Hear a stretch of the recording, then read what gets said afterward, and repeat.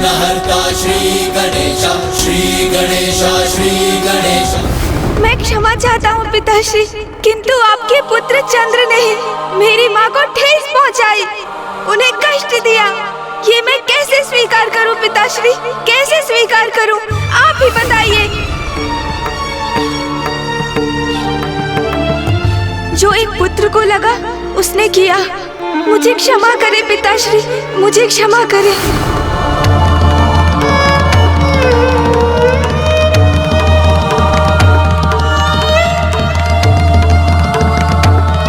गणेश कुछ भी सुनने और समझने को तैयार क्यों नहीं हो रहा है? क्या कारण है कि पिताश्री के शब्द भी उसे प्रभावित करने में अक्षम हो रहे हैं? ओम नमः शिवाय, ओम नमः शिवाय। भौम के क्रोध का यह अतिरेक उचित नहीं। यदि वो शांत नहीं हुआ तो उसके क्रोध का कोई दुष्प्रभाव सृष्टि पर अवश्य होगा। अग्निदेव, आपका पूर्वाभास सत्य का रूप लेकर हमारे समक्ष आ ही गया। इतनी प्रसन्नता, इतने आनंद के बाद इतनी प्रतिकूल और इतनी दुखदायक घटना अंततः घट ही गई। किंतु देवराज, मैं ये समझने में असमर्थ हूँ कि चंद्रदेव को गणेश जी का उपहास करने की क्या आवश्यकता थी। वरुण देव,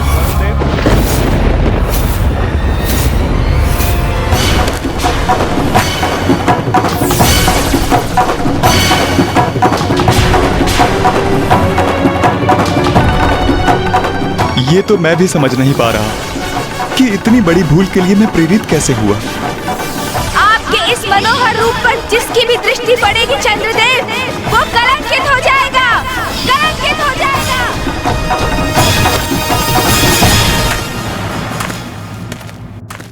देवगण सावधान, गणेश जी का श्राप स्मरण रहे।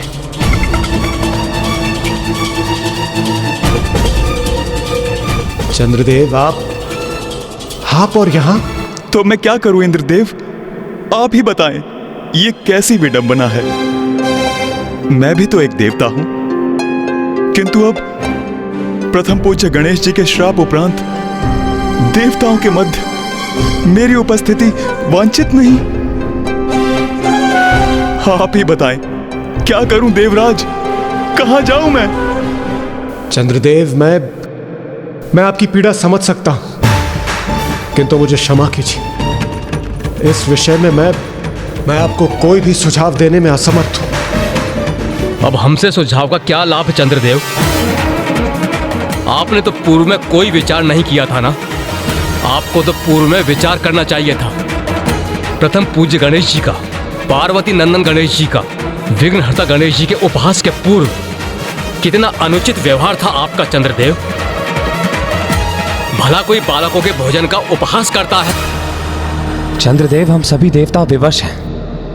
हम यहाँ आपकी उपस्थिति स्वीकार नहीं कर सकते, क्योंकि आप पर दृष्टि पड़ने से हम सब कलंकित हो जाएंगे। आपकी भूल के कारण हम पुनः संकट में पड़ जाएं, ये उचित नहीं। देवताओं में आपकी चिंता समझता हूं। पूर्व में भी मेरे कारण पर्याप्त अहित हुआ है, किंतु मेरा विश्वास करें, अब किसी का भी मेरे कारण अहित हो मुझे कदापि स्वीकार नहीं।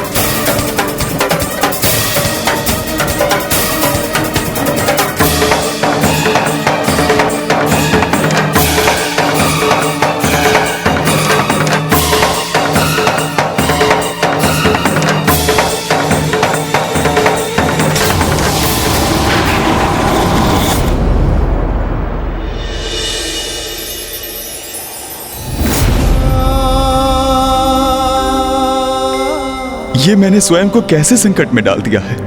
जिनसे मुझे स्नेह है उन्हीं के लिए अहितकर हो गया हूं मैं।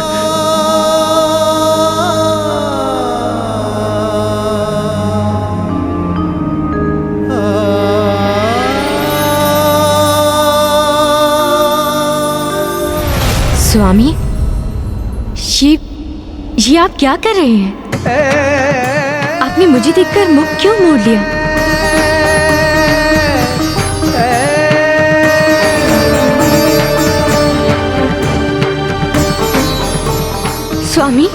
नहीं रोहिणी, वहीं रुक जाइए। मेरे निकट आने की भूल ना करें। मैं आपसे विदा लेने आया हूं, मुझे वहीं से विदा कीजिए।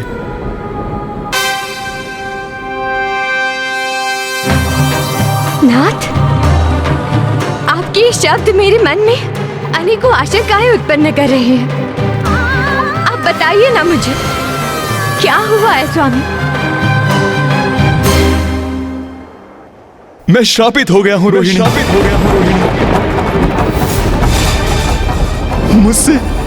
मुझसे बहुत बड़ी भूल हो गई, जिसके परिणाम स्वरूप गणेश जी ने मुझे श्राप दिया है। आपके इस मनोहर रूप पर जिसकी भी दृष्टि पड़ेगी चंद्रदेव, वो कलंकित हो जाएगा, कलंकित हो जाएगा, कलंकित हो जाएगा।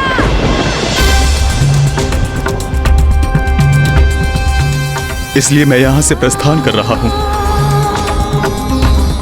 किंतु स्वामी, स्वामी, स्वामी!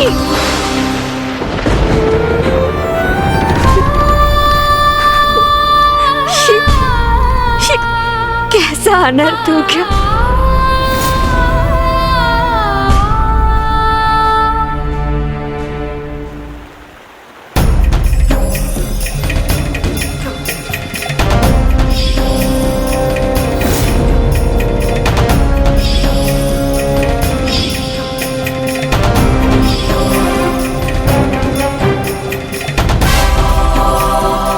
गणेश, ये कैसा श्राप दे दिया तुमने चंद्रदेव को? भैया, आप मुझसे ही प्रश्न कर रहे हैं, किंतु क्या मैं आपसे एक प्रश्न पूछ सकता हूँ? हाँ अनुज, अवश्य पूछ सकते हो। तो बताइए भैया, यदि आप मेरे स्थान पर होते, यदि आप माँ को पृथ्वी पर अचेत अवस्था में देखते और आपको ये ज्ञात होता कि उनकी इस अवस्था के कारण आपके प्रति उनका अगाध स्नेह है, आपके हित की चिंता है, और उसी कारण हमारी माँ को इतना अपार कष्ट हुआ है, और जब आपको ज्ञात होता कि उस अवस्था को उत्पन्न कराने वाला दोषी कौन है, तो क्या आप उसे क्षमा कर देते? बताइए मुझे, क्या करते आप भैया? मेरी माँ को कष्ट पहुंचाने वाले दोषी को मैं अवश्य कठोर से कठोर दंड देता गणेश। तब तो मैंने जो किया वो भी उचित था ना भैया? मैं सर्वथा निर्दोष हूँ। तुम सर्वथा उचित कह रहे हो गणेश, किंतु पिताश्री भी तो अनुचित नहीं कह रहे हैं। उनका कथन भी तो सर्वथा उचित है। वास्तविकता में उचित और अनुचित कुछ होता ही नहीं है। ये तो परिस्थिति है जो दो मित्रों को, परिजनों को, दो सकारात्मक शक्तियों को भी परस्पर विरोधी बना देती है। और अब तुम्हारे श्राप के प्रभाव से वो और भी कष्ट का कारण बनेंगे। अपने परिवार के साथ साथ समस्त सृष्टि के अहित का कारण बनेंगे वो।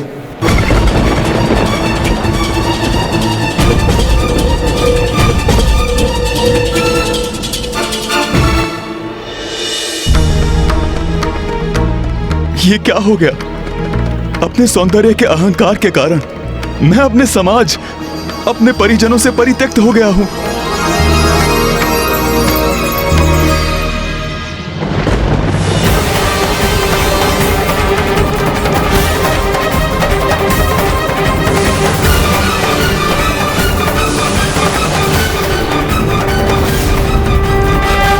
आपके इस मनोहर रूप पर जिसकी भी दृष्टि पड़ेगी चंद्रदेव, वो कलंकित हो जाएगा, कलंकित हो जाएगा, कलंकित हो जाएगा।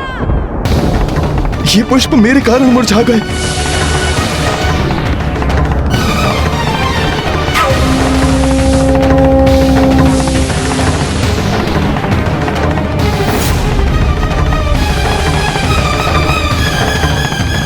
सत्य है, ये मेरी उपस्थिति का दुष्प्रभाव है।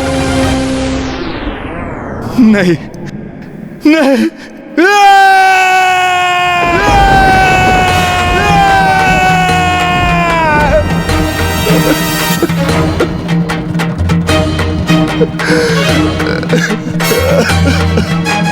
जो कुछ भी मेरे समक्ष है वे सब मेरे कारण ही कलंकित हो रहे हैं। ये सर्वथा अनुचित है। इतना बड़ा कलंक मैं स्वयं पर नहीं ले सकता, नहीं ले सकता मैं। अब तो मैं किसी को भी अपना मुख नहीं दिखा सकता। क्यों किया मैंने ऐसा? प्रथम पूज्य विघ्नहर्ता श्री गणेश के साथ ऐसा अनुचित आचरण क्यों किया मैंने? अब अपने इस दोषपूर्ण आचरण के कारण मैं सभी के लिए अदर्शनीय, वर्णहीन और अत्यंत मलिन हो गया हूं।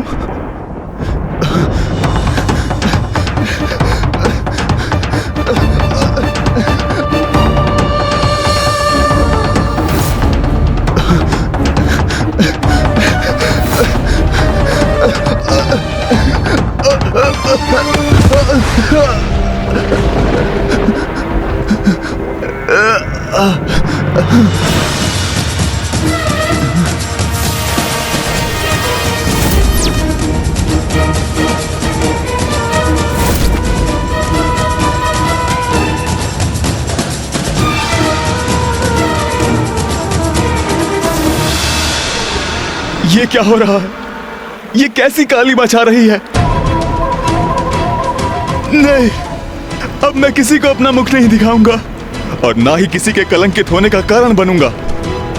मैं सदा के लिए इस जलकुंड में छिप जाता हूं और इसके भीतर मुझे कोई देख नहीं सकेगा।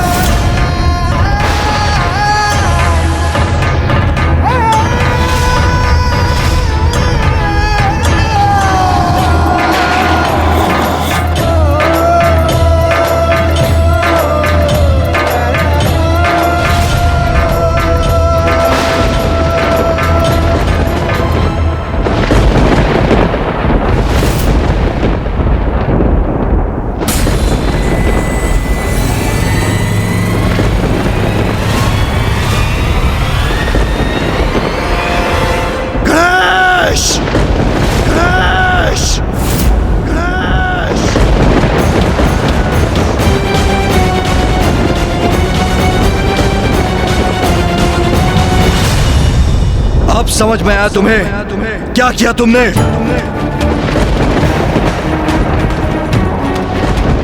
मैं तो माँ के साथ था पिताश्री, मैंने कुछ भी तो नहीं किया है। गणेश! पिताश्री, प्रतीत होता है चंद्रदेव अपना स्थान छोड़कर कहीं और प्रस्थान कर गए हैं। ये तो सर्वथा उचित है, अति उत्तम है भैया। पिताश्री, अब चंद्रदेव के आपके शीश पर उपस्थित ना रहने से, उनकी कांति खो देने से हम बिना कलंकित हुए आपके दर्शन करने के लिए मुक्त है। हमारी समस्या का समाधान तो स्वतः ही हो गया। हमारा परिवार अब पुनः कुशल है। ये गणेश को क्या हुआ? सदा अन्य सभी की चिंता करने वाला मेरा पुत्र अचानक कितना कठोर कैसे हो गया?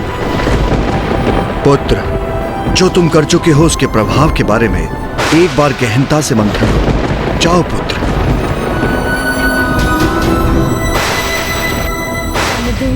माता सरस्वती, गणेश जी ने जो भी किया उसका कारण समझती हूँ मैं। मेरे स्वामी चंद्रदेव ने भूलवश माता पार्वती को कष्ट पहुंचाया, किंतु स्वामी सभी की दृष्टि से ओझल हो गए। अब तो उन्हें गए भी कई दिवस गुजर चुके हैं, किसी को भी ज्ञात नहीं है कि वो कहाँ है। देवी रोहिणी, गणेश के लिए उसके माता पिता ही सर्वोच्च हैं। तो गणेश, जो अन्यथा निष्कपट और सरल और कोमल हृदय बालक है, अपनी माता को कष्ट में देखकर उसका क्रोध जागृत होना भी स्वाभाविक है। प्रभु, मैं केवल अपने स्वामी के लिए विनती करने यहाँ प्रस्तुत नहीं हुई हूँ। तनिक विचार कीजिए, चंद्रदेव से रिक्त संपूर्ण सृष्टि असंतुलित हो जाएगी। संपूर्ण प्रकृति पर, सभी जीवों पर स्वामी की अनुपस्थिति का भयंकर और विनाशकारी प्रभाव होगा। प्रभु, अब आप ही हम सभी की रक्षा का और सृष्टि के हित का कोई उपाय सुझाइए। प्रभु, कोई उपाय सुझाइए।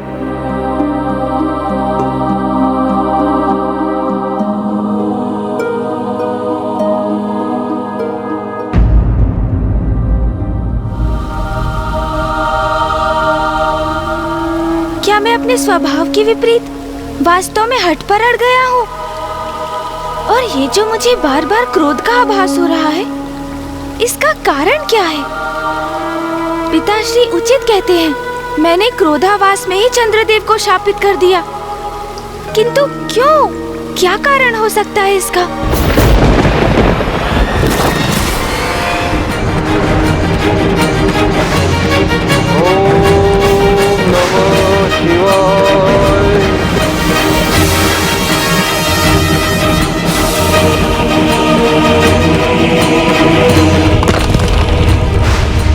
यहाँ भौम के तप के कारण उसके शरीर से उत्पन्न हुई उग्र ऊर्जा में निरंतर वृद्धि हो रही है।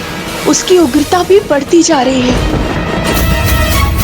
ओम नमः शिवाय।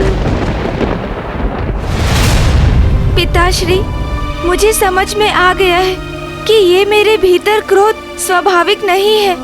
आप देवादिदेव महादेव हैं, सभी का मार्गदर्शन करते हैं। आप ही मेरे इस क्रोध को शांत करने के लिए मेरी सहायता कीजिए।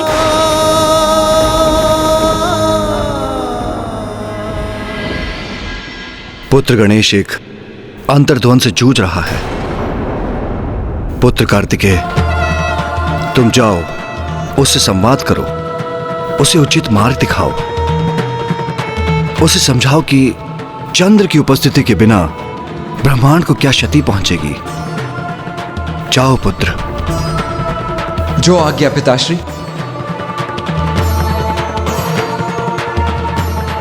आप पे कृपा कीजिए प्रभु, कोई सुझाव सुझाइए। देवी रोहिणी, ये संकट गणेश के चंद्रदेव को शाप देने के कारण उत्पन्न हुआ है, और यदि कोई ये संकट हर सकता है तो वो गणेश ही है। कल ही कृष्ण पक्ष की चतुर्थी है। आप व्रत कर गणेश की पूजा करें। गणेश को प्रसन्न करने का एकमात्र यही उपाय है। धन्यवाद, धन्यवाद प्रभु।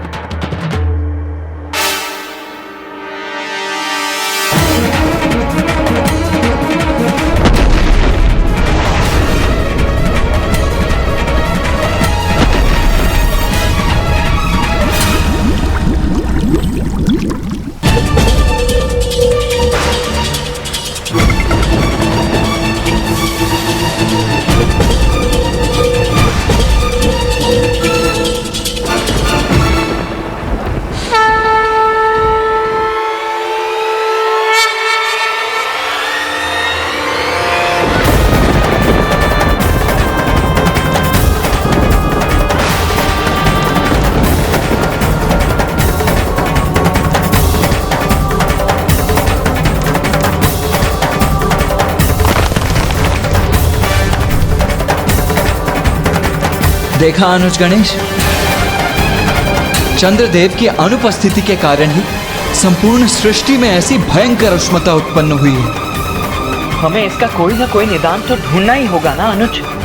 आओ अनुज गणेश, मेरे साथ पिताश्री के निकट चलो। अब इस परिस्थिति से हमें मुक्त कराने का कोई उचित सुझाव देकर वही हमारा मार्गदर्शन कर सकते हैं अनुज। हाँ भैया, मैं पिताश्री की शरण में जाऊंगा।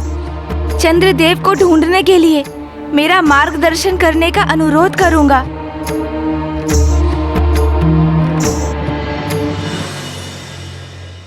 इस संकट से मुक्ति का मार्ग जो ब्रह्मदेव ने हमें बताया है, उस पर अड़िग रहूंगी मैं।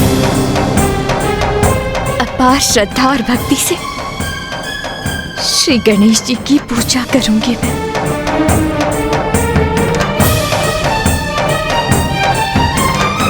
देवी रोहिणी, प्रथम पूज्य गणेश जी को प्रसन्न करने हेतु हम सब देवता भी इस पूजा में आपके साथ सम्मिलित होंगे।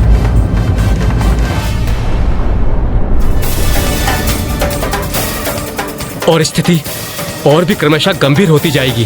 देवगण स्मरण रहे, ब्रह्मदेव के दिए सुझाव अनुसार हम सब यहाँ प्रथम पूज्य गणेश जी को प्रसन्न करने हेतु उपस्थित हुए हैं। इसलिए परिस्थिति कितनी भी विकट क्यों न हो, हमें अपनी पूरी श्रद्धा के साथ प्रथम पूज्य गणेश जी की पूजा में ही लीन रहना होगा और किसी भी कारणवश अपनी एकाग्रता को कदापि भंग नहीं होने देना है।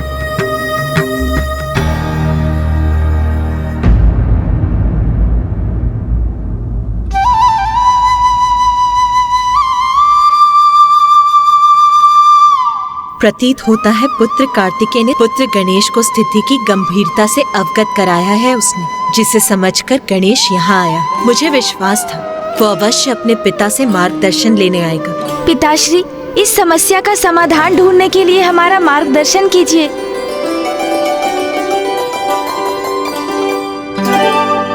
पुत्र, इस बात का संतोष है कि तुमने स्थिति की गंभीरता को स्वीकार किया। चंद्रमा ने तुम्हारा उपहास कर बहुत बड़ी भूल की, जिससे तुम्हारी मां को कष्ट पहुंचा। किंतु अनियंत्रित क्रोध से कभी किसी का दोष नहीं सुधरता, कभी किसी का भला नहीं होता।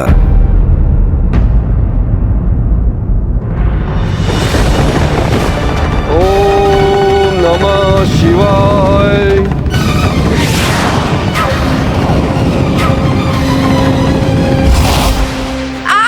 कहते हैं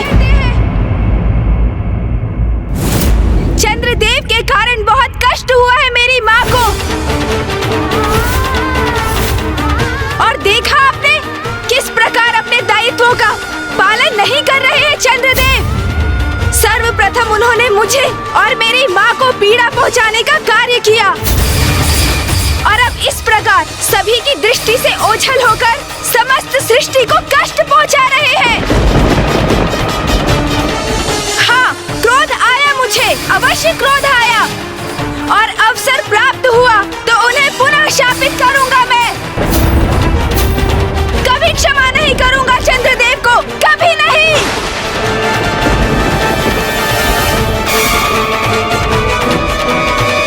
गणेश!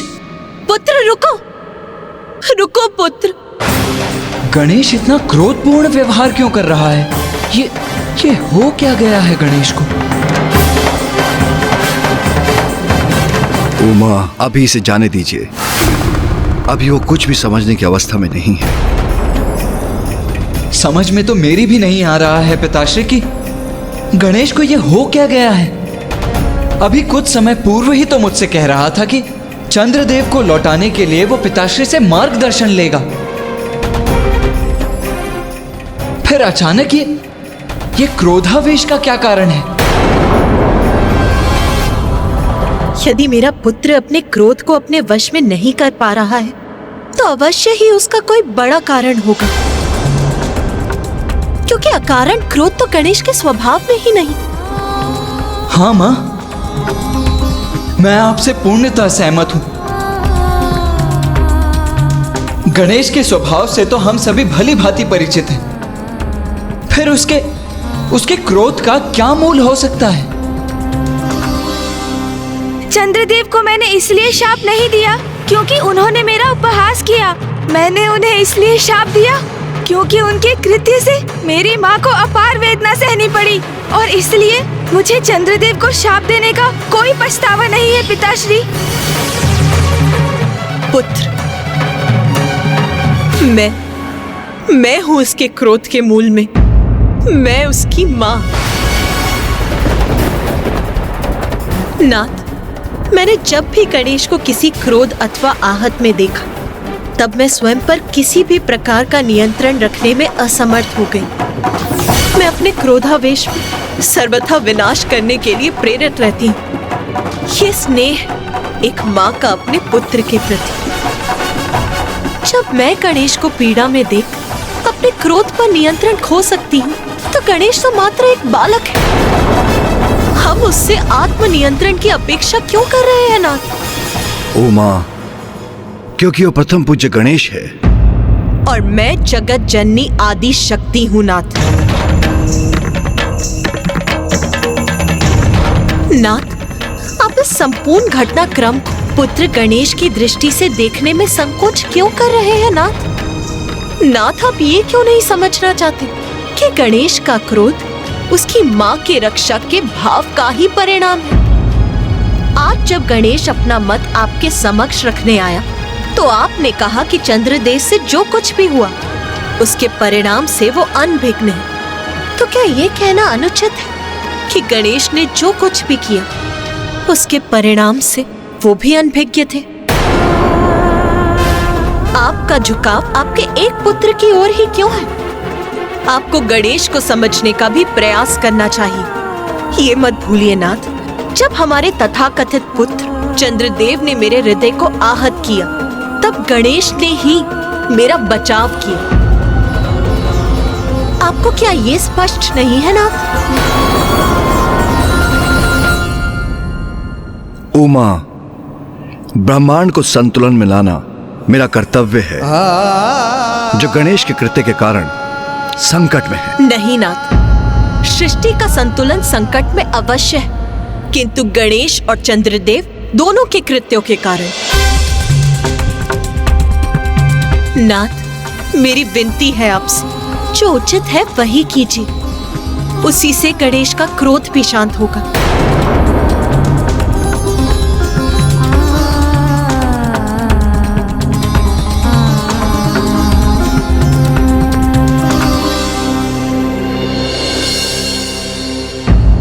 देवी रोहिणी, इंद्रदेव, ब्रह्मदेव ने हमें चंद्रदेव और इस सृष्टि की रक्षा हेतु एक अंतिम उपाय के रूप में इस पूजा का सुझाव दिया है। किंतु ये सुझाव देते समय उनके मन में भी संशय था कि क्या किसी भी तरह प्रथम पूज्य गणेश जी का क्रोध शांत होगा? होगा, अवश्य होगा।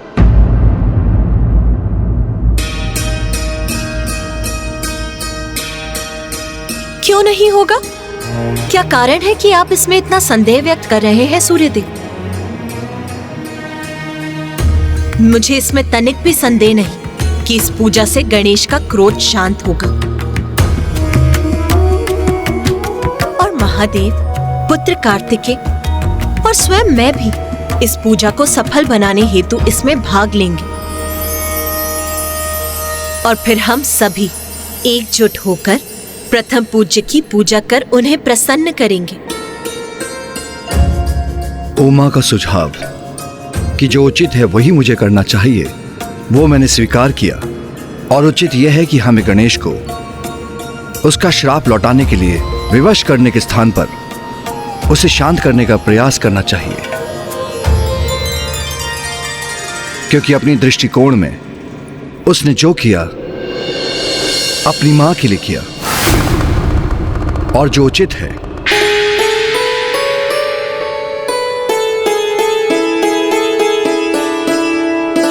इस पूजा के लिए हम सभी को व्रत संकल्प धारण कर गणेश की पार्थिव श्री विग्रह की रचना करनी होगी। और इस पूजा का संपूर्ण विधि विधान मैं आपको बताऊंगी। और इस प्रकार हम सब एकजुट होकर पूर्ण भक्ति से गणेश की पूजा करेंगे।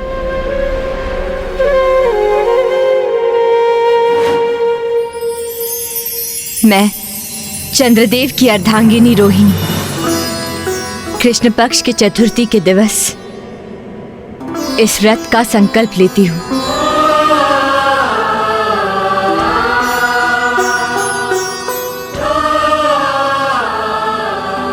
मैं देवराज इंद्र प्रथम पूज्य गणेश जी का क्रोध शांत करने और सृष्टि की रक्षा करने हेतु समस्त देवताओं के साथ इस पूजा का संकल्प लेता हूं।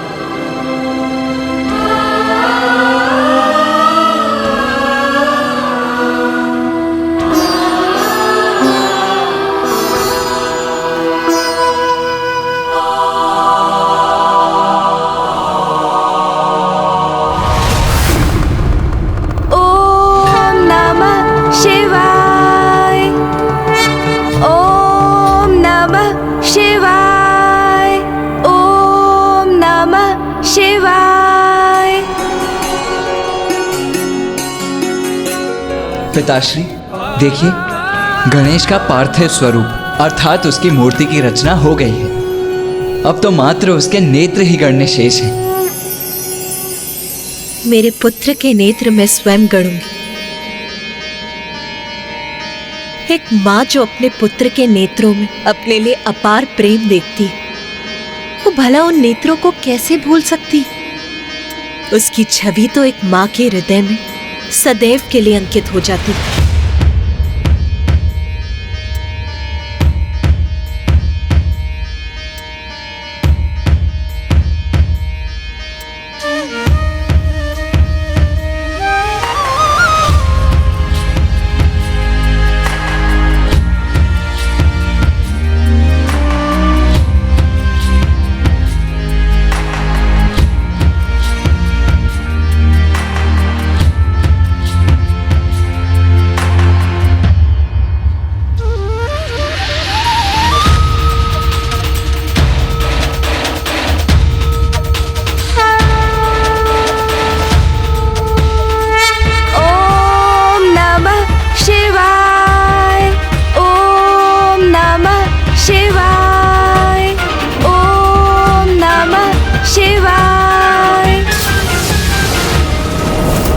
महादेव, माता पार्वती, हमें आशीष दीजिए कि हम आपके पुत्र श्री विघ्नहर्ता गणेश जी की पूजा का शुभारंभ करें और इसके फलस्वरूप हम अपने मनोरथ में सफल हों।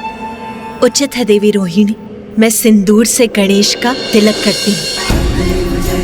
सिंदूर जो सर्वाधिक प्रिय है मेरे पुत्र गणेश को।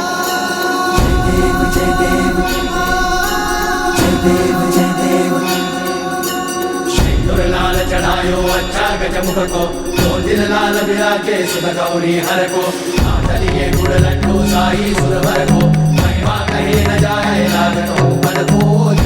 ओम गणपते नमः। ओम गणपते नमः। ओम नमः शिवाय। देवी रोहिणी, अब ये लाल पुष्प गणेश को समर्पित कीजिए। उसी से गणेश की प्राण प्रतिष्ठा भी होगी।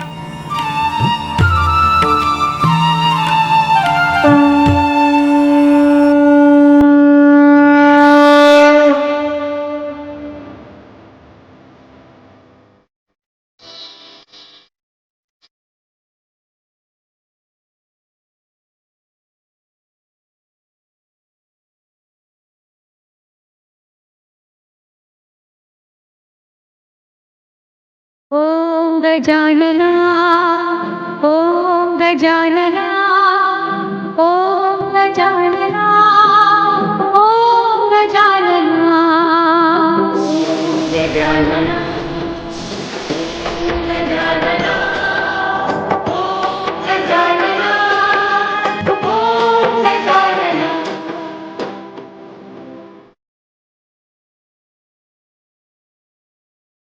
मेरे गणपति बेड़ा पार करो, रस भक्ति का हर बार भरो। मन मंदिर पावन हो जाए, मुझे सारे ज्ञान भरो। मेरे गणपति बेड़ा पार करो। ओम गजानना, ओम गजानना, ओम गजानना, ओम गजानना, गजानना।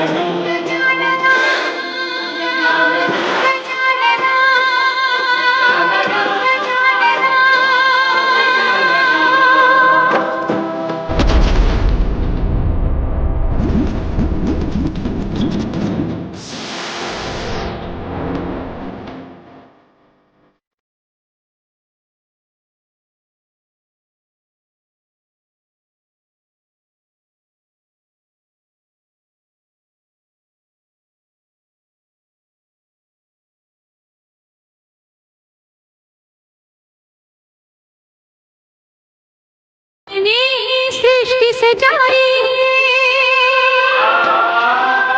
जन जन की कली खिलाई तुमने सृष्टि सजाई है जन जन की कली खिलाई है सुख दुख में तुम्ही सहायक हो विघ्नेश तुम्ही विनायक हो मैं जय जयकार करो तेरे पथ मेरा कुछ आसान करो मेरे गणपति बेड़ा पार ओम गजानन ओम गजानन ओम गजानन ओम गजानन गजानन गजानन गजानन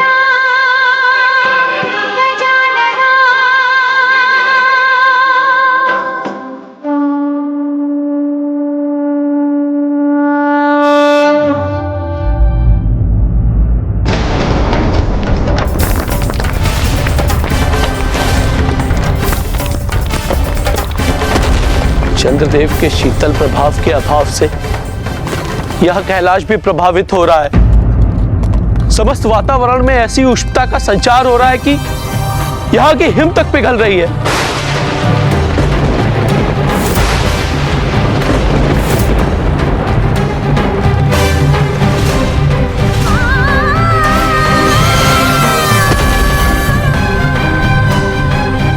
नंदिनी, ये क्या हो रहा है? अरे इतना टाइम तो तलवत में बिना तो होता है ना। हाँ तो उत्तला जी, अब गणेश जी की कृपा से ही हमारी और समस्त संसार की सुरक्षा निहित है।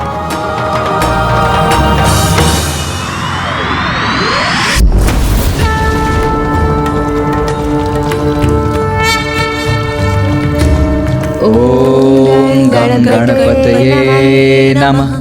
ओम गणपतये नमः।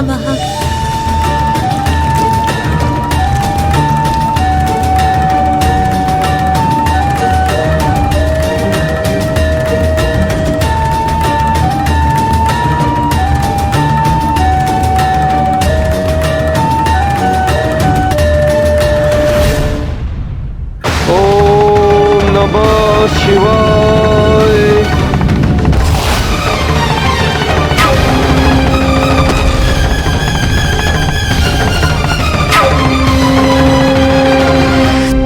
गणेश ने तो अब तक हमारी पुकार सुनी ही नहीं।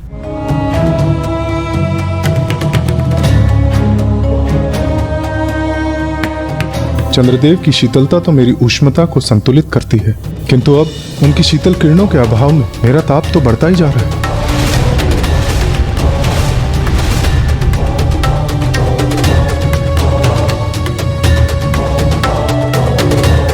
ओम गणपते नमः। ओम गणपते नमः।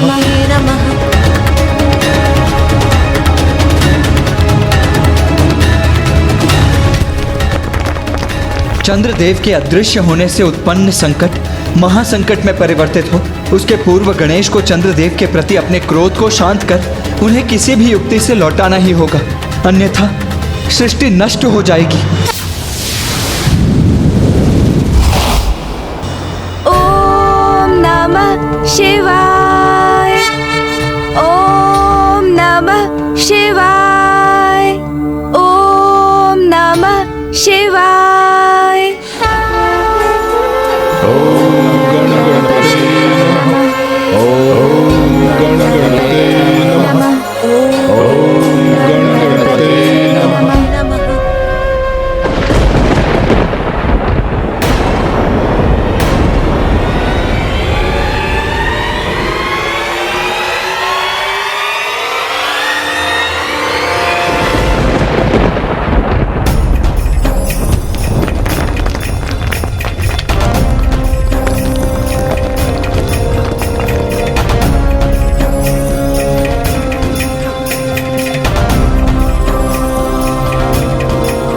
गणेश जी ने तो हमें अभी भी दर्शन नहीं दी, तो क्या सूर्यदेव का संशय उचित था?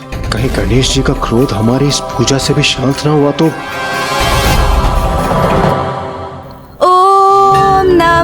शिवाय। ओम नमः शिवाय।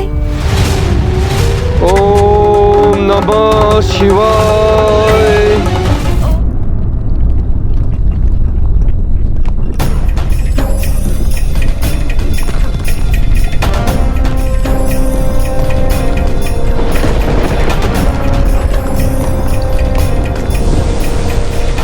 चंद्रमा की अनुपस्थिति अर्थात सृष्टि का असंतुलित होकर पूर्ण रूप से विनाश। अब केवल गणेश जी ही हमें इस संकट से उभार सकते हैं। ओम गं गणपतये नमः।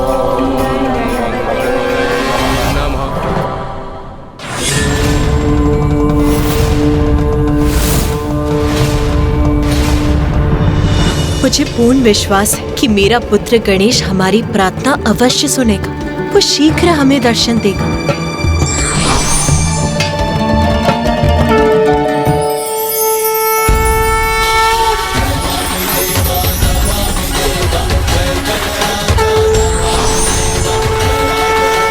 प्रणाम महागणपति। कल्याण भव। देवी पार्वती, मुझे आपकी चिंता का भान है। प्रभु, गणेश का क्रोध ही है मेरी चिंता का कारण। वो शांत क्यों नहीं हो रहा है? ये तो गणेश का स्वभाव नहीं कि वो संपूर्ण विधि विधान से की जाने वाली पूजा का सम्मान न करे। क्या हमसे पूजा करने में कोई भूल हुई है प्रभु? अब तो आप ही हमारा मार्गदर्शन कीजिए श्री महागणपति जी। आप सभी से पूजा में कोई भूल चूक नहीं हुई है देवी पार्वती, महादेव। किंतु मेरा एक सुझाव है, आप गणेश के श्री विग्रह को दुर्वा समर्पित कीजिए। दुर्वा? दुर्वा क्यों श्री महागणपति जी? उचित समय आने पर आप सभी को इसका भी ज्ञान हो जाएगा कि दुर्वा गणेश को इतनी प्यारी क्यों है।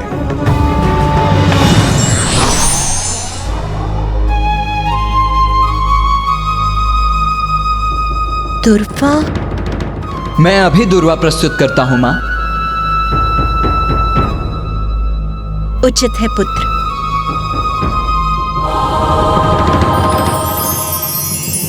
ओम नमः शिवाय। ओम नमः शिवाय। ओम नमः शिवाय।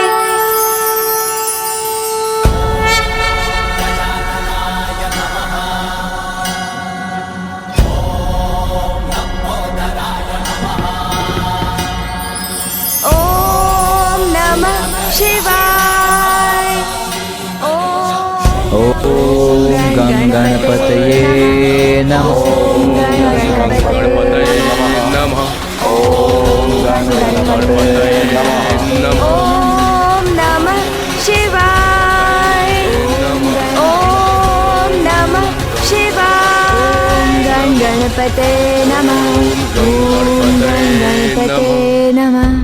पिताश्री, माँ, भैया और समस्त देवगण मेरी पूजा में लीन है और यहाँ मैं अपनी पूजा में व्यस्त हूँ। नहीं, मेरा कर्तव्य और दायित्व तो जगत कल्याण के प्रति है। मैं अभी जाकर देवताओं की सहायता के लिए प्रस्तुत होता हूँ। भैया, पिताश्री, माँ, इनको मैं कदापि निराश नहीं कर सकता। मेरे क्रोध के कारण पूर्व में भी बहुत हानि पहुँच चुकी है, इसलिए अब अपने क्रोध को त्यागूंगा मैं। अब अपना दायित्व निभाने में कोई अवरोध नहीं आने दूंगा मैं। देवताओं की प्रार्थना सुनकर उनका सहायक बनूंगा मैं।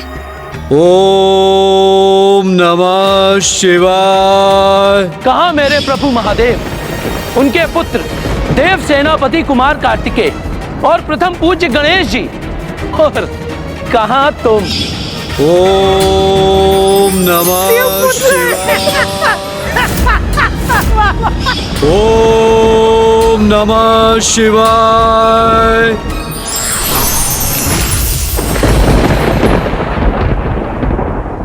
कितनी विचित्र आकृति है ना आपकी।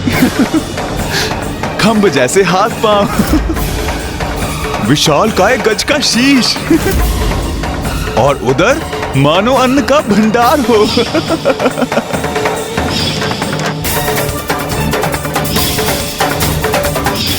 देवताओं का क्या है? वो तो मात्र चंद्रदेव को शाप मुक्त कराने का अनुरोध करेंगे मुझसे, क्योंकि वो भी देवता है।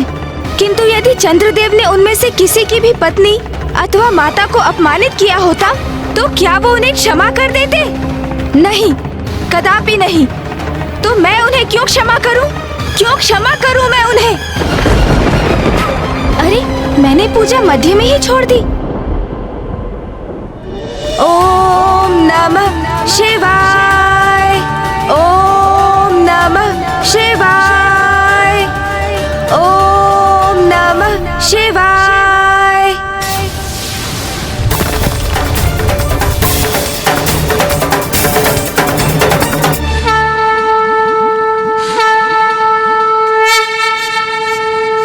उमा, जो उचित है वो मैं करूं, इसकी प्रेरणा आपने ही मुझे दी थी। किंतु अब समय आ गया है कि आप भी वो कीजिए जो उचित है, क्योंकि यदि अब आपने ऐसा नहीं किया तो हमारी सृष्टि की रक्षा का हमारा दायित्व निरर्थक हो जाएगा, क्योंकि कुछ भी शेष नहीं रहेगा, सब कुछ नष्ट हो चुका होगा। रक्षा हेतु कुछ भी शेष नहीं रहेगा। ओम गण गणपते नमः, ओम गण गणपते नमः, ओम गण गणपते नमः, ओम गण गणपते नमः, ओम गण गणपते नमः। ओम नमः शिवाय, ओम नमः शिवाय, ओम नमः शिवाय, ओम नमः शिवाय।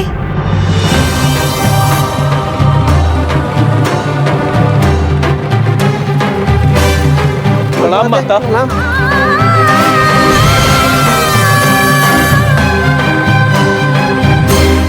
माता तो अत्यंत क्रोधित प्रतीत हो रही हैं और भीतर गणेश जी भी कुपित अवस्था में है। पुतला जी, अब वे दोनों एक दूसरे के समक्ष होंगे तो ज्ञात नहीं इसका क्या परिणाम होगा। ओम नमः शिवाय, ओम नमः शिवाय, ओम नमः शिवाय, ओम नमः शिवाय। पुत्र गणेश। माँ, माँ,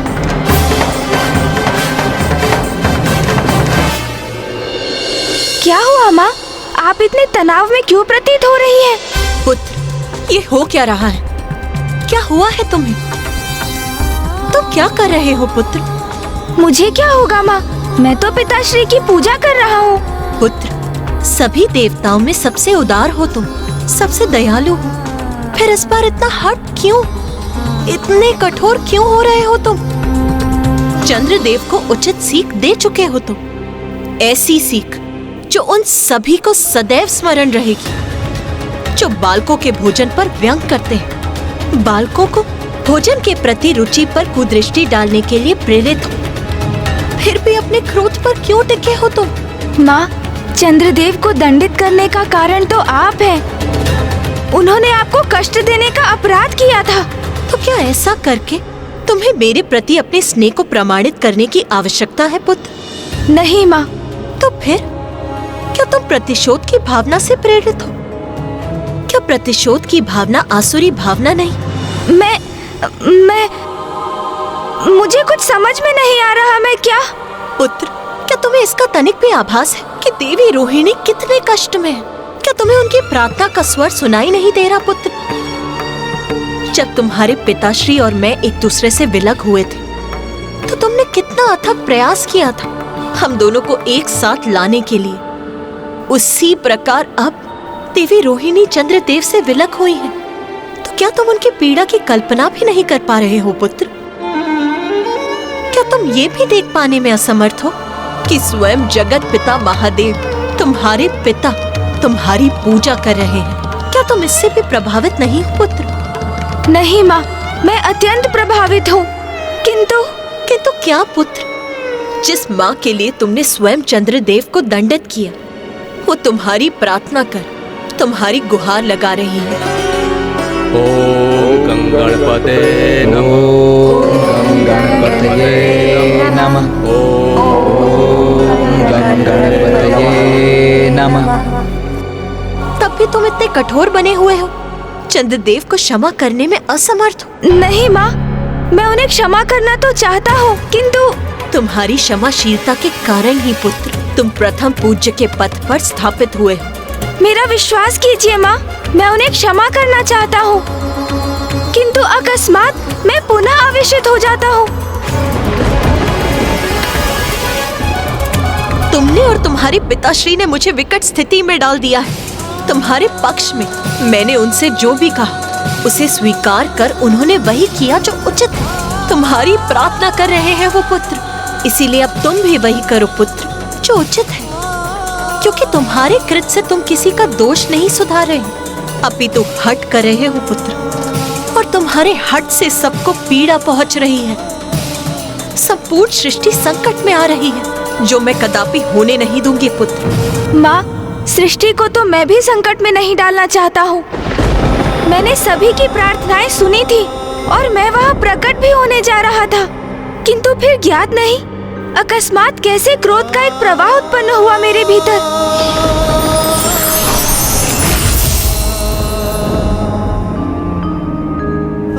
और मैं पुनः क्रोधावेश में बह गया माँ। क्रोध के उन्माद से मुक्त होना तुम्हें सीखना होगा पुत्र। जब भी क्रोध आए उसका दमन करना होगा, क्योंकि जब भी तुम्हें क्रोध प्रभावित करेगा अपनी तर्क शक्ति से उस पर विचार करो पुत्र। अपने भीतर के क्रोध का अवलोकन करो पुत्र। तो जैसे स्याह मेघ वर्षा के उपरांत स्वतः मिट जाता है और आकाश में धवल प्रकाश उत्पन्न होता है, वैसे ही तुम्हारा भी क्रोध मिट जाएगा पुत्र। आओ चलो पुत्र।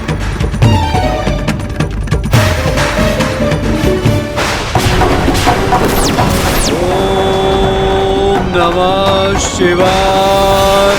ओम नमः शिवाय।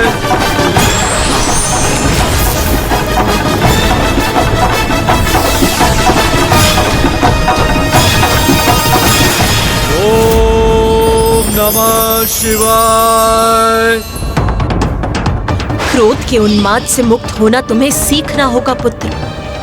जब भी क्रोध आए उसका दमन करना होगा। ओम गणपतये नमः। ओम गणपतये नमः।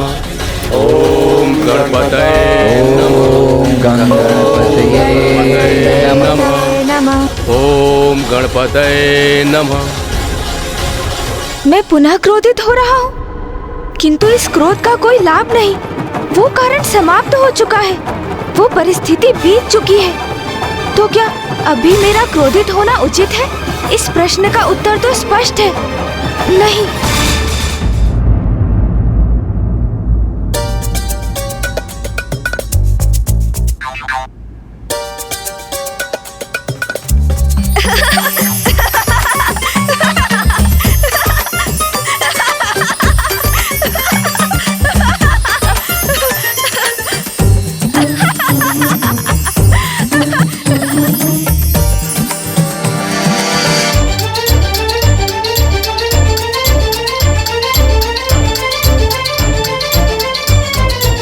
गणेश, क्या हुआ? अब यहाँ खड़े हंस क्यों रहे हो? ज्ञात नहीं माँ, मुझे पुनः क्रोध का अनुभव हुआ। फिर मेरे मन में आपके शब्द कौंधे, फिर मैं शांत हो गया, किसी स्याह मेघ के समान। आओ गणेश, चलो आओ। ओम गणपतये नमः। ओम गणपतये नमः। नमः। ओम गणपतये नमः।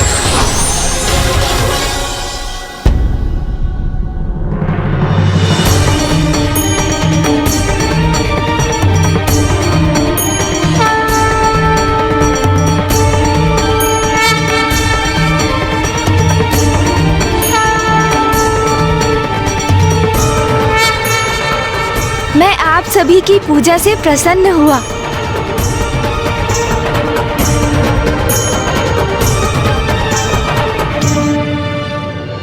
प्रथम पूज्य गणेश जी, आप सभी के विघ्नहर्ता, आपको हमारे और इस समस्त संसार के संकट हरने ही होंगे प्रभु। गणेश जी, आपने जो मेरे स्वामी चंद्रदेव को शाप दिया है उसे निरस्त करने की कृपा कीजिए। मैं क्षमा चाहता हूँ, किंतु ऐसा करना तो मेरे लिए भी संभव नहीं।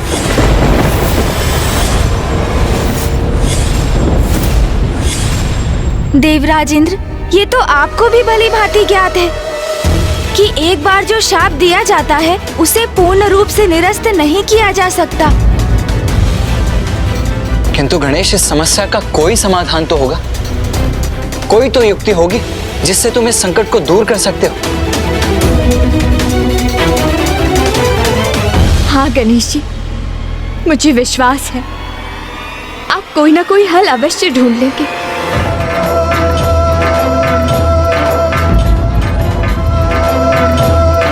शाप तो लौटाया नहीं जा सकता, किंतु मैं उसके प्रभाव को कम कर सकता हूँ।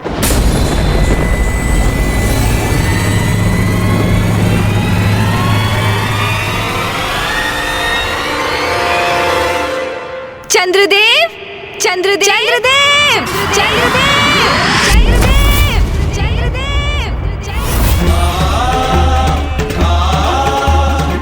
गणेश जी पुनः पुकार रहे हैं, किंतु नहीं, मैं यहीं छिपा रहूंगा। कदाचित वो वहां बुलाकर मुझे और दंडित ना कर दें। चंद्रदेव, आप जहाँ भी हैं वहाँ से बाहर आइए। मैं आपको आश्वस्त करता हूँ, आपके प्रति अब मेरा क्रोध शांत हो चुका है। गणेश जी मुझसे क्रोधित थे, क्या उन्होंने मुझे क्षमा कर दिया?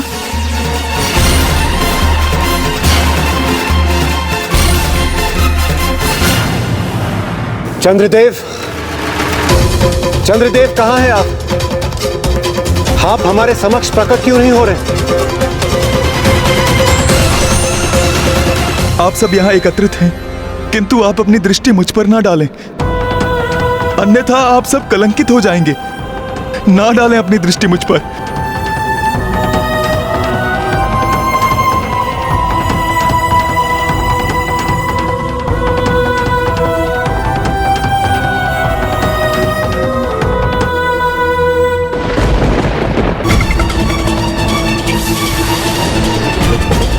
उठिए चंद्रदेव।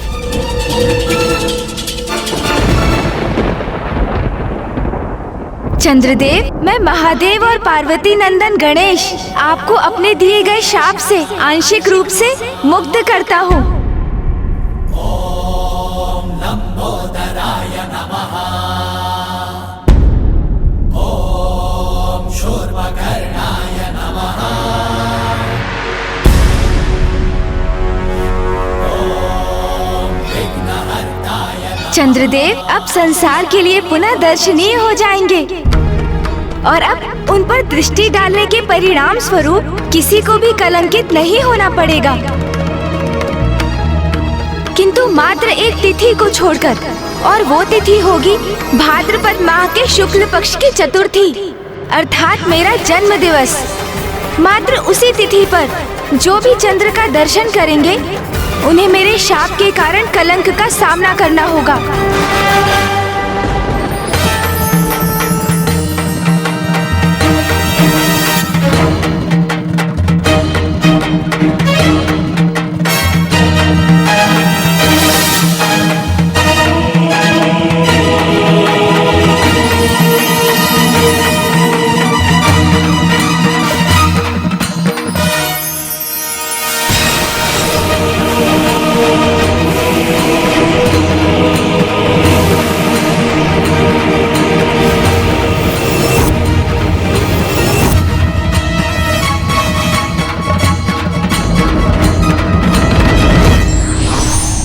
मुझे क्षमा करें प्रभु, मैं अत्यंत अहंकारी हो गया था। चंद्रदेव, मुझे भी स्वयं से प्रेम है, किंतु अपनी सराहना करना और स्वयं पर गर्व करने में एक बहुत छोटा सा भेद है, और वो भेद है अहंकार। मैं समझ गया प्रभु। अब मैं इस प्रकार की भूल कदापि नहीं करूंगा। मुझे क्षमा करें।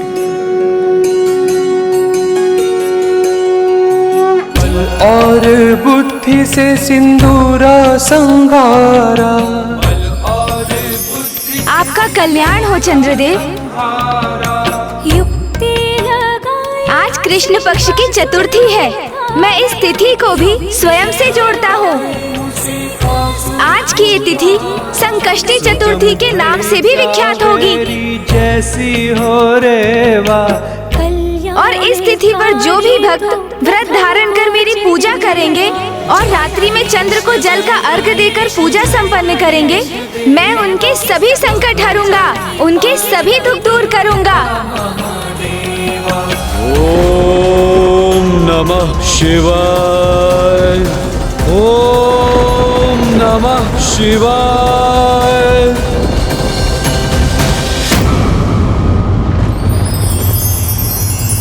मेरी त्वचा पर ये शीतलता का अनुभव क्यों कर रहा हूं मैं?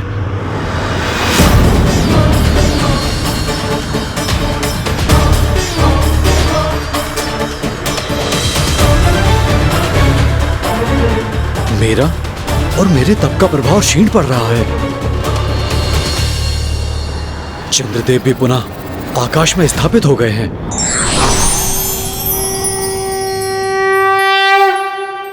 पुत्र भौम, तुम्हारी तपस्या से उत्पन्न ताप के कारण मुझे अपार चिंता हो रही थी, क्योंकि उस ताप को सहना मेरे लिए भी कठिन हो रहा था। वही तो मेरे तप का उद्देश्य था माता। मैं इतना ताप, इतनी उष्णता उत्पन्न करना चाहता था जिससे महादेव भी प्रभावित हो, यहाँ आकर मुझे दर्शन देने के लिए विवश हो जाए। किंतु मेरा तप व्यर्थ क्यों हो गया? ताप के स्थान पर मैं शीतलता का अनुभव क्यों कर रहा हूँ? वो इसीलिए संभव हुआ पुत्र, क्योंकि प्रथम पूज्य गणेश जी ने चंद्रदेव पर कृपा कर उन्हें क्षमा कर आंशिक रूप से श्राप मुक्त कर दिया। गणेश गणेश गणेश गणेश गणेश, एक बार पुनः गणेश ने मेरी योजना को नष्ट कर दिया। ये गणेश मेरे मार्ग की बाधा बनता जा रहा है। मुझे शीघ्र इसका कोई उचित उपाय करना होगा। पिताश्री, मुझे क्षमा कर दीजिए। मैं अपने क्रोध को नियंत्रण करने के स्थान पर उसी के वश में आता रहा, जिसके परिणाम स्वरूप मैंने आपको भी दुख पहुंचाया। पिताश्री, अपने इस पुत्र को क्षमा कर दीजिए आप। गणेश, कभी कभी सिद्ध महात्मा भी अपने क्रोध के भाव में बह जाते हैं, किंतु मुझे बहुत प्रसन्नता है कि तुम्हारा क्रोध दूर हो चुका है और सब यथावत हो गया। अवश्य पिताश्री, इसके लिए भी आपको कोटि कोटि धन्यवाद। आपने मेरा मार्गदर्शन किया। मुझे इस क्रोधावस्था से निकालने हेतु माँ और भैया के साथ मेरी प्रार्थना की, और जिसके परिणाम स्वरूप ही मुझे इस समस्या का समाधान सूझा। पिताश्री, पुनः कोटि कोटि धन्यवाद। पिताश्री, प्रणाम। अब चाहे परिस्थिति कुछ भी हो, मैं अपने क्रोध को स्वयं पर कदापि हावी नहीं होने दूंगा। ओम नमः शिवाय। ओम नमः शिवाय। ओम नमः शिवाय। ओम नमः शिवाय। ओम नमः शिवाय। ओम नमः शिवाय। ओम नमः शिवाय।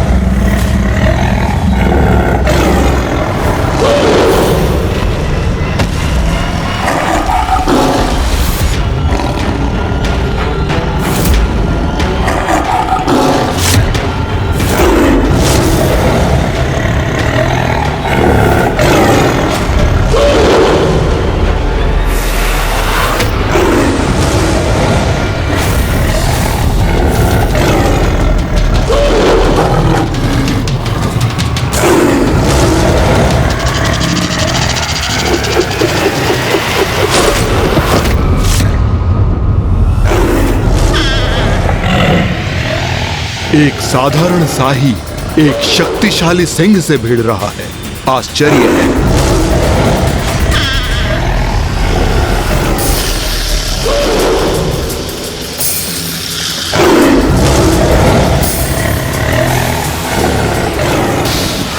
देखता हूं सिंह और शाही का यह युद्ध कितने समय तक चलता है।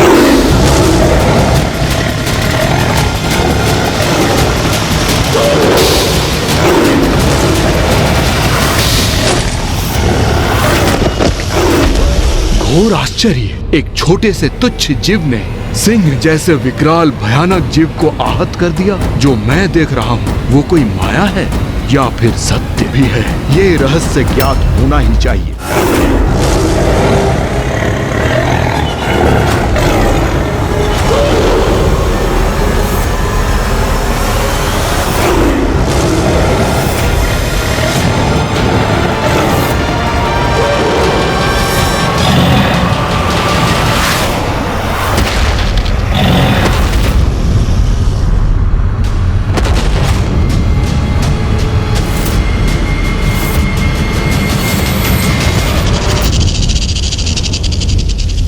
अद्भुत।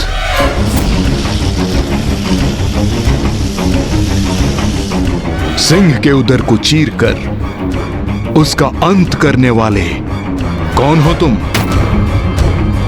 कोई साधारण शाही नहीं हो सकते तुम। अपना वास्तविक स्वरूप प्रकट करो।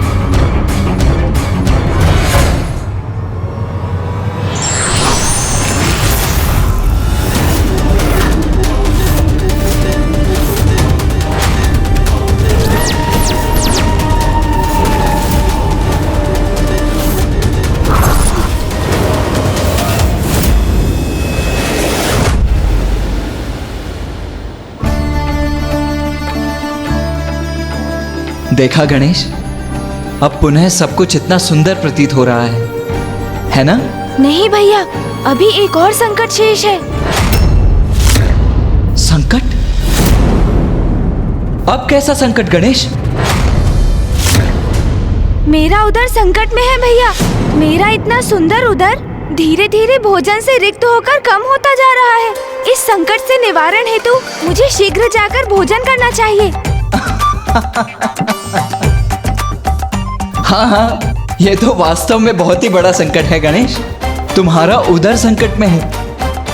अरे, इससे बड़ा संकट भला कोई हो सकता है? प्रणाम असुर गुरु शुक्राचार्य। मैं हूँ शाही असुर दुर्बुद्धि। असुर हो तुम?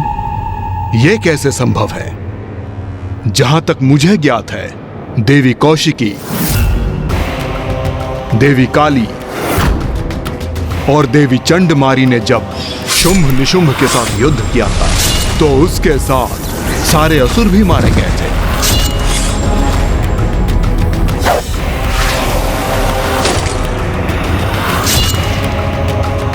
फिर तुम कहां से प्रकट हो गए?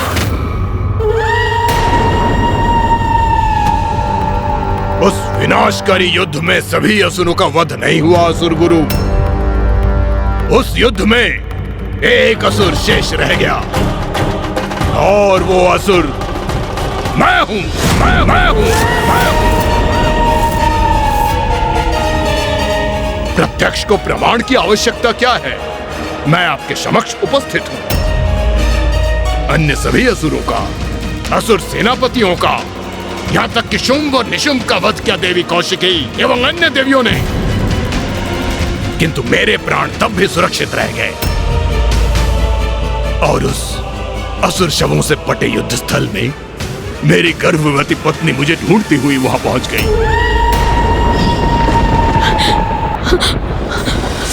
कहाँ है आप स्वामी? आप कहाँ हैं स्वामी? स्वामी आप कहाँ हैं?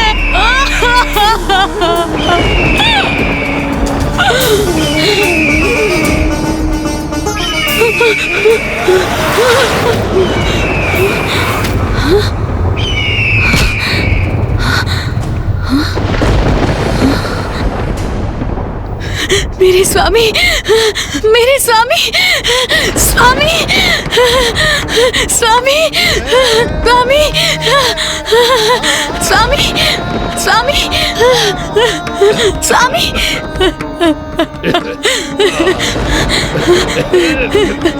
मुझे क्या था, आप अवश्य ही जीवित होंगे स्वामी, और आप जीवित हैं। रोदन करने की कोई आवश्यकता नहीं। मैं जीवित हूँ, किंतु तुम इस अवस्था में यहाँ असुरों का भीषण संहार देखने के लिए, हमारी पराजय का ऐसा भयानक परिणाम देखने के लिए क्यों आई हो? असुर महानायक शुंभ ने हमें विजय का विश्वास दिलाया था, किंतु हुआ क्या? असुरों का ऐसा भीषण सर्वनाश। असुर समुदाय नष्ट हो चुका है प्रिय। मेरे सिवा कोई असुर शेष नहीं रहा। नहीं स्वामी, नहीं, अभी असुरों का समुदाय नष्ट नहीं हुआ है, आप जो जीवित हैं। किंतु मैं अकेला क्या करूंगा प्रिय? एक क्षत विक्षत आहत और एक अकेले असुर में भला कितना सामर्थ्य हो सकता है?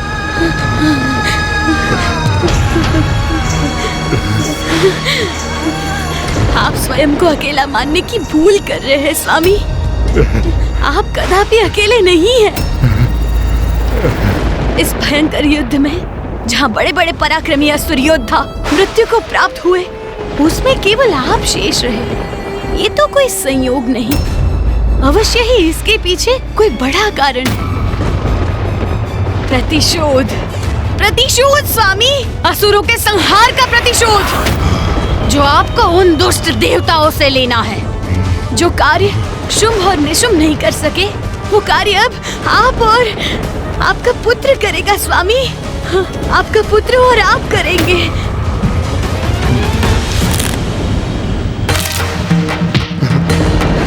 नहीं प्रिय, नहीं, नहीं। असुरों के समूल नाश के बाद भी मेरी पत्नी ने हमारे शिशु को जन्म दिया। कदाचित अब यही शिशु देवताओं के साथ युद्ध में मेरा सहायक सिद्ध होगा।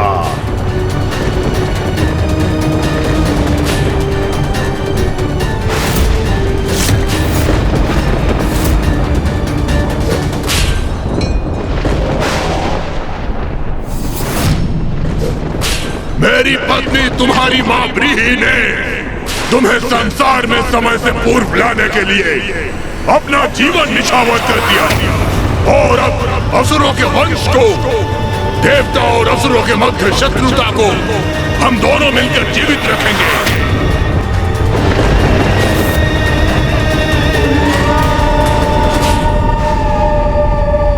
किंतु तुम तो यहाँ अकेले हो, तुम्हारा पुत्र कहाँ है? असुर गुरु, मेरी पत्नी ब्रीहि की इच्छा के अनुसार मेरा पुत्र ज्ञानहरि का विवाह एक नाग कन्या के साथ संपन्न हुआ, जो कि अब गर्भवती है। ज्ञानहरि अपने पुत्र के जन्म का प्रतीक्षा कर रहा है, जिसके उपरांत ही वो युद्ध के लिए प्रस्तुत होगा। किंतु मैं अभी और प्रतीक्षा नहीं कर सकता। मैं अभी प्रतिशोध लेने के लिए तत्पर हूं। आप असुर गुरु हैं, इसलिए आप ही मेरा मार्गदर्शन कीजिए। बताइए मैं क्या करूं? कहां चोट पहुंचाऊं? कैसे पहुंचाऊं जिससे देवताओं को सर्वाधिक आघात पहुंचे?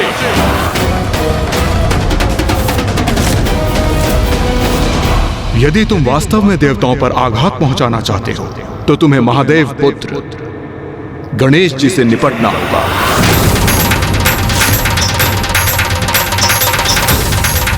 महादेव और पार्वती नंदन प्रथम पूज्य गणेश जी देवताओं की शक्ति है।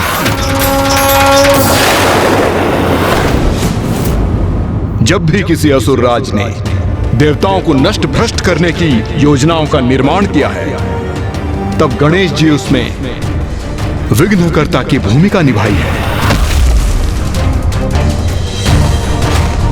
यदि किसी युक्ति से गणेश जी को क्षति पहुंची, तो त्रिदेवों को और माता आदि शक्ति को क्षति पहुंचेगी, और देवता किसी भी आक्रमण से अपनी रक्षा करने में असमर्थ होंगे।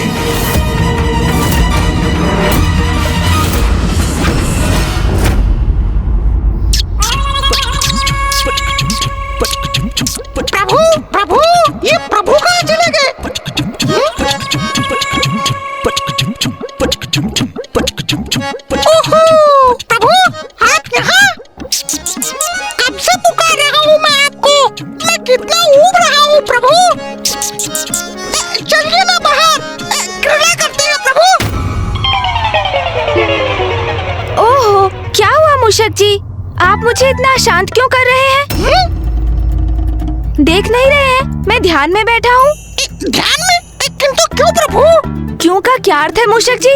अब मैं बड़ा हो चुका हूँ और स्मरण नहीं है आपको? हमने अभी अभी तो मेरा जन्मोत्सव मनाया, इसलिए अब मुझे पिताश्री का अनुसरण करने का प्रयास करना चाहिए। हाँ, उनके समान बनना चाहिए। किंतु प्रभु मैं तो क्रीड़ा। ओहो मूषक जी, कृपा कर यहाँ से प्रस्थान कीजिए। अब से मैं ऐसे ही रहने वाला हूँ, ध्यान में लीन, पिताश्री के ही समान। अच्छा जाइए जाइए, अब मैं बालक नहीं रहा मूषक जी, जो आपके साथ क्रीड़ा करता रहूं। अच्छा, फिर मैं जाता हूँ प्रभु।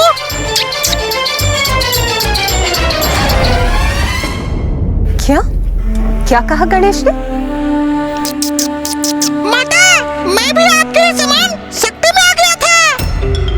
जब उन्होंने कहा कि अब से वो सदा ध्यान में ही लीन रहेंगे, मेरे साथ क्रीड़ा नहीं करेंगे।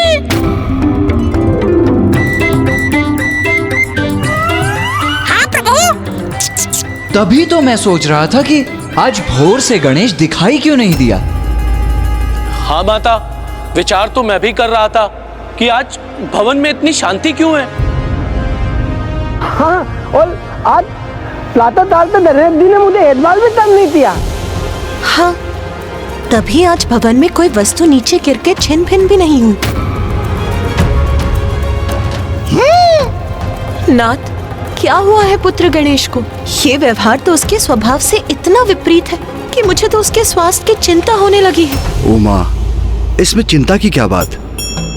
अपितु यदि गणेश अपने ध्यान पर एकाग्र रहना चाहता है तो ये तो उसका बहुत ही उत्कृष्ट निर्णय है। मुझे ज्ञात है, आप तो यही कहेंगे ना। आपको आपका ध्यान इतना प्रिय जो है, किंतु मेरा पुत्र गणेश शांति से एक स्थान पर कहाँ बैठा है? परिवार का सर्वाधिक नटखट बालक यदि शांत हो जाए तो इसमें चिंता का विषय तो है। मैं अभी उसे समझाती। उमा, उसे उसकी इच्छा अनुसार रहने दीजिए।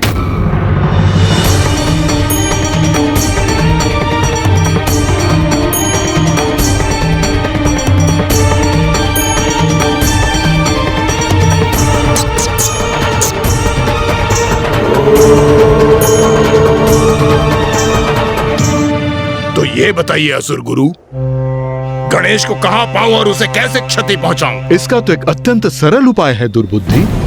तुम गणेश जी के भक्तों को प्रताड़ित करो तो भगवान स्वयं उनकी रक्षा के लिए प्रकट होंगे। मैं दुर्बुद्धि आपकी सुदबुद्धि से प्रभावित हुआ असुर गुरु। मैं आपके सुझावों का पालन करूंगा। गणेश जी के भक्तों को त्रस्त करूंगा, मैं वध करूंगा। और जब उनके भगवान गणेश जी अपने भक्तों की रक्षा के लिए प्रकट होंगे, तब मैं उनका भी उचित उपाय करूंगा। गणेश जी, ओम नमः शिवाय, ओम नमः शिवाय, ओम नमः शिवाय। माँ, आप यहाँ? पुत्र तुम कुशल तो हो ना? क्या कोई चिंता सता रही है तुम्हें? क्या किसी बात से सशंकित हो तुम? पुत्र मुझे बताओ, क्या हुआ है तुम्हें? माँ, मैं सर्वथा सकुशल हूँ, किंतु आप मेरा ध्यान भंग कर रही हैं। पुत्र, ये क्या हुआ है? अचानक इतने गंभीर क्यों हो गए हो तुम? माँ, ये तो आपको भी स्मरण होगा ना, अपने जन्म दिवस पर मैंने क्या घोषणा की थी? मैंने कहा था प्रत्येक वर्ष अपनी जन्म तिथि अर्थात गणेश चतुर्थी पर मैं अपने भक्तों की मनोकामना पूर्ण करने के लिए उन्हें वरदान दूंगा, उनके सभी विघ्न दूर करूंगा। और माँ, आप और पिताश्री तो मुझे सदा यही आभास कराते रहे हैं ना कि मैं परम ब्रह्म हूँ, तो अब मैं अपने उत्तरदायित्व को बड़ी गंभीरता से लूंगा माँ। और उसके लिए मेरा पिताश्री के समान एकाग्रचित होकर ध्यान करना तो अनिवार्य है ना माँ। हाँ माँ, अब मैं पिताश्री के उदाहरण का अनुसरण करूँगा। सदा ध्यान में लीन रहकर अपने भक्तों की प्रार्थना सुनते हैं वो। मैं भी तो ध्यान मग्न रहकर ही अपने भक्तों के साथ संपर्क स्थापित कर सकूंगा। और उन्हें जब मेरी आवश्यकता होगी माँ, तो मैं सर्वशक्तिमान भगवान के रूप में उनके सम्मुख प्रकट होकर उनकी रक्षा करूंगा। परम ब्रह्म हूँ मैं, तो मुझे उनके अनुरूप आचरण तो करना ही होगा ना माँ। जो कुछ आपने और पिताश्री ने मुझे सिखाया है माँ, मैं उसी का पालन करने की तो चेष्टा कर रहा हूँ। और आपने उसके आरंभ में ही मेरा ध्यान भंग कर दिया माँ। पुत्र, तुम्हारा प्रयोजन समझ गई हूँ मैं। अब तुम निर्विघ्न ध्यान करो, उसमें अब मैं कोई बाधा नहीं डालूंगी। तुम स्वयं में ही रम जाओ। एक ओर तुम्हारे पिताश्री और दूसरी ओर तुम। अच्छा, तो ये बात है। फिर तो पुत्र, तुम्हें परखने के लिए हमें भी कुछ करना ही चाहिए।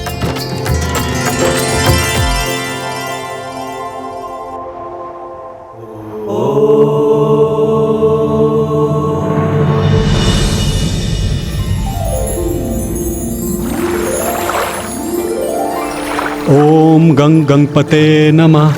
ओम गंग गणपते नमः। ओम गंग गणपते नमः। ओम स्वामी? गंग गणपते नमः। स्वामी, मैं पूजा के लिए स्वच्छ फल और पुष्प ले आई हूँ। मैं भी प्रभु के श्री विग्रह के लिए मिट्टी एकत्रित कर चुका हूँ देवी लता। व्रत संकल्प करने के उपरांत गणेश जी के पार्थिव श्री विग्रह की रचना कर हम पूजा प्रारंभ करेंगे। और मैं भी बड़ी उत्सुकता से गणेश जी की पूजा करने के लिए तत्पर हूँ। उन्हें समर्पित करने के लिए हमारे पास अधिक कुछ नहीं है, किंतु हमारी अटूट भक्ति हम उन पर अवश्य निछावर कर सकते हैं। अब हमें लौटकर पूजा की तैयारी शुरू करनी चाहिए। जी स्वामी।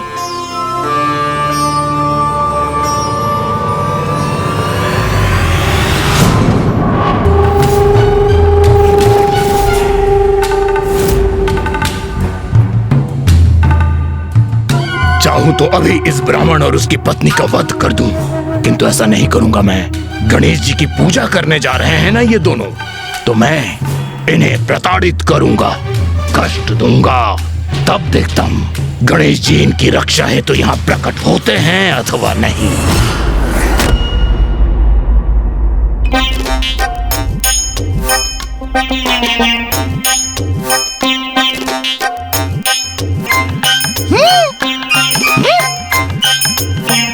मेरे प्रभु तो ध्यान में है, फिर ये सब क्या कर रहे हैं?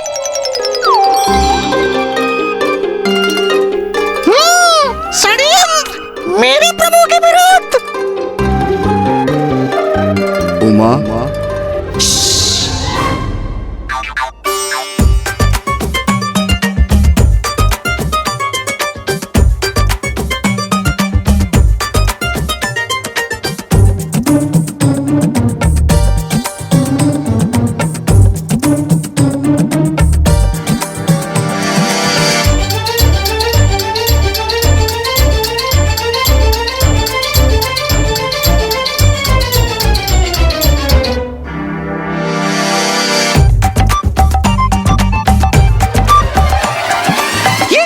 ये सब क्या कर रहे हैं? तो क्या मुझे प्रभु को सावधान करना चाहिए? ओम नमः शिवाय। ओम नमः शिवाय। ओम नमः शिवाय। ओम नमः शिवाय। ओम नमः शिवाय। ओम नमः शिवाय। ओम नमः शिवाय। ये ध्यान करते करते अचानक मुझे लड्डू और मिष्ठानों की सुगंध क्यों आने लगी?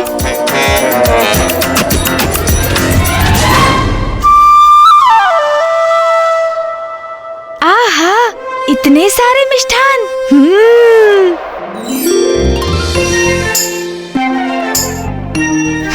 स्मरण आया, माँ ने कहा था अन्न को ना कहना अन्न का अपमान होता है। वैसे भी ध्यान में ही तो ये मिष्ठान खाने हैं, इसमें भला क्या आपत्ति हो सकती है? वास्तव में थोड़ी ही ना खाने हैं मुझे। अब तो उधर भी अनुमति दे रहा है। नहीं नहीं प्रभु, ये क्या कर रहे हैं आप? ये तो मात्र एक जाल है, आपका ध्यान भंग करने का। मुझे जाकर प्रभु को सूचित कर देना चाहिए।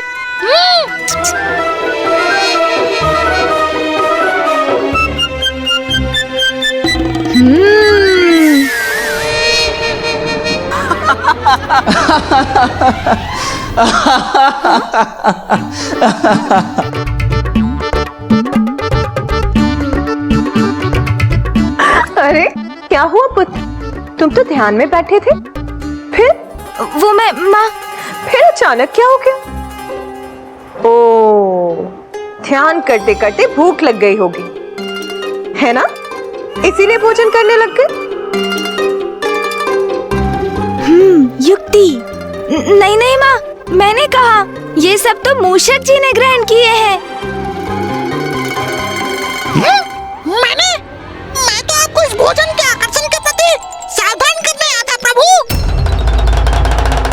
ये तो बहुत अच्छा ध्यान है गणेश, मुझे भी ऐसा ध्यान सिखाने की कृपा कीजिए ना पिताश्री, जिसके फल स्वरूप इतने लड्डू खाने का अवसर प्राप्त होता है।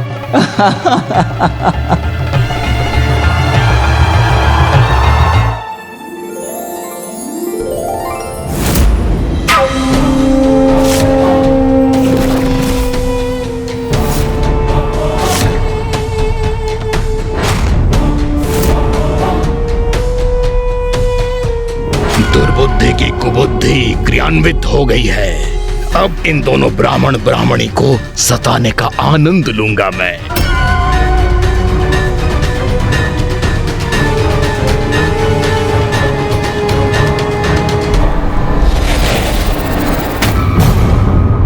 उचित है, उचित है।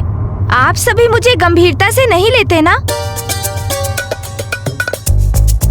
तो और मनोरंजन कीजिए अपना, हंसिए आप सभी। मैं तो ये शेष लड्डू भी ग्रहण करता हूँ।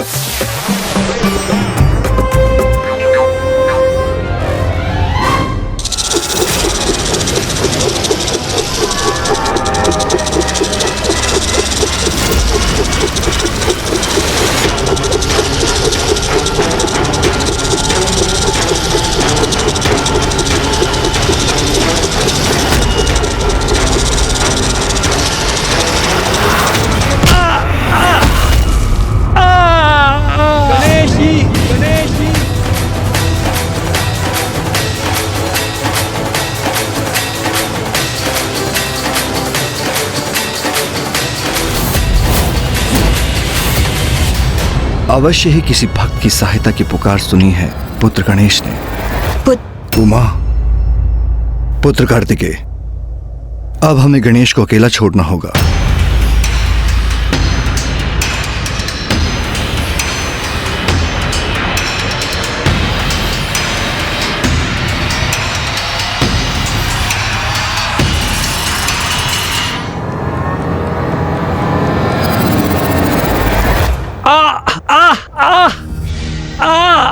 स्वामी,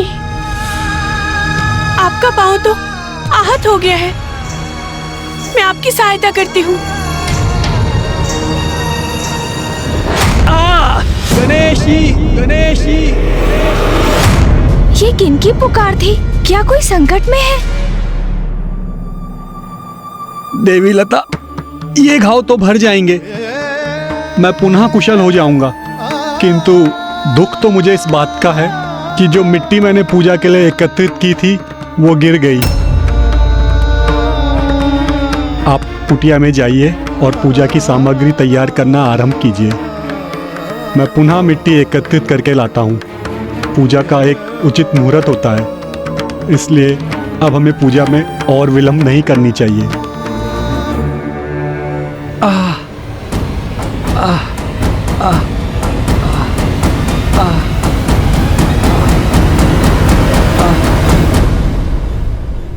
पार्वती नंदन गणेश जी की पूजा के पूर्व ये कैसा विघ्न उत्पन्न हो गया? नहीं नहीं, इस विचार को तो मुझे अपने हृदय में भी नहीं लाना चाहिए।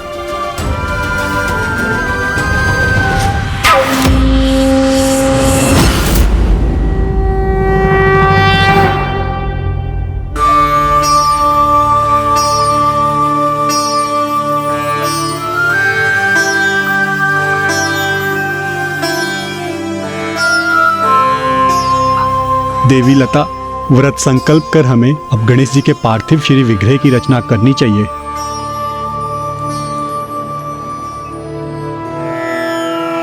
ओम गणपते नमः।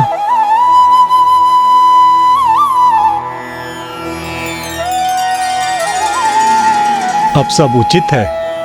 अब समय पर हम पूजा प्रारंभ कर सकेंगे।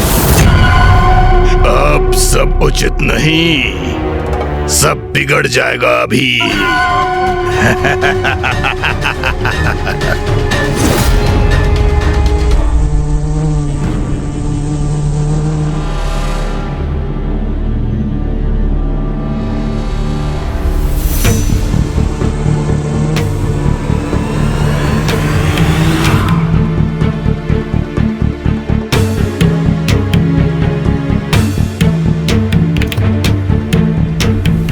स्वामी, क्या हुआ?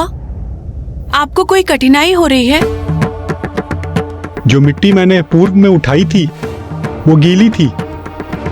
ये मिट्टी इसमें तो पानी डालने में भी नहीं जुड़ रही है।